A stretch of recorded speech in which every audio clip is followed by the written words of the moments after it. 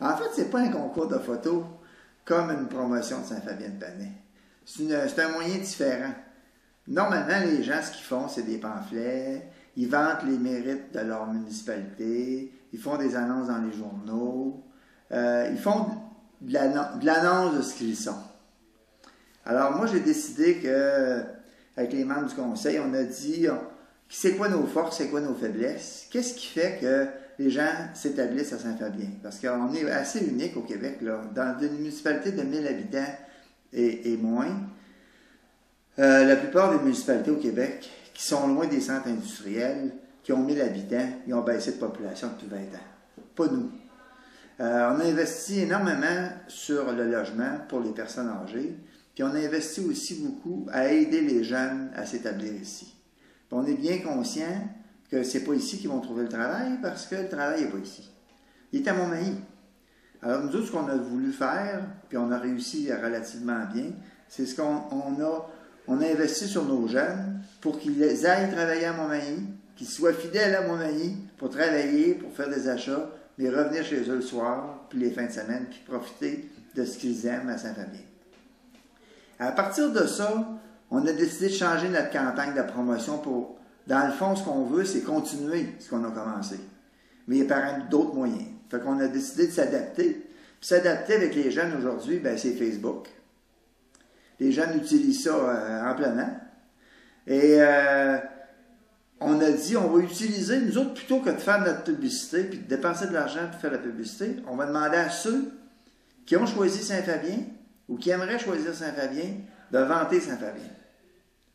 Alors, c'est ça qu'il faut. Donc là, on a dit, faut faire des incitatifs. On fait un concours photo, mais c'est un prétexte. On va donner de l'argent, on va donner 2000 pièces en prix. Il va y avoir des photos sur toutes sortes de thèmes. Puis les gens vont pouvoir photographier Saint-Fabien. Il y aura des originalités. Ce ne sera pas nécessairement l'église, ou des statues, ou une sculpture, ou un parc. Ça peut être ça. Ça peut être le sentier pédestre. Ça peut être toutes sortes de choses qu'on a ici. Mais en même temps, ça peut être des choses originales à Saint-Fabien-de-Panay. Et ce qui va faire en sorte qu'il va y avoir une surenchère, puis il y a des jeunes qui vont pouvoir gagner, et même des gens de l'extérieur qui vont pouvoir participer, parce que Facebook, c'est pas Saint-Fabien-de-Panay. On est parti à 400, puis on est rendu à 980 personnes qui ont adhéré au groupe Saint-Fabien dans Facebook, là. Alors, puis ça débute. Alors, ce qu'on souhaite, c'est que les 200 $, ça soit à multiplier par 10, attire les gens à participer, mais en fait, c'est pas vraiment ça. C'est que les gens qui sont ici soient consolidés dans leurs décisions, c'est-à-dire les gens, il y a beaucoup de jeunes qui ont choisi d'acheter des maisons, de construire ou de rénover des maisons. Il faut dire que ça vient de loin, ça. Notre décision, c'est en accueillant les personnes âgées dans des résidences, on libère des maisons. La plupart du temps, on libère des maisons qui ne sont pas chères à acheter.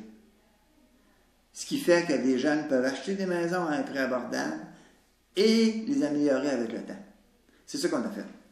C'est pour ça qu'on n'a pas beaucoup de maisons à vendre maintenant.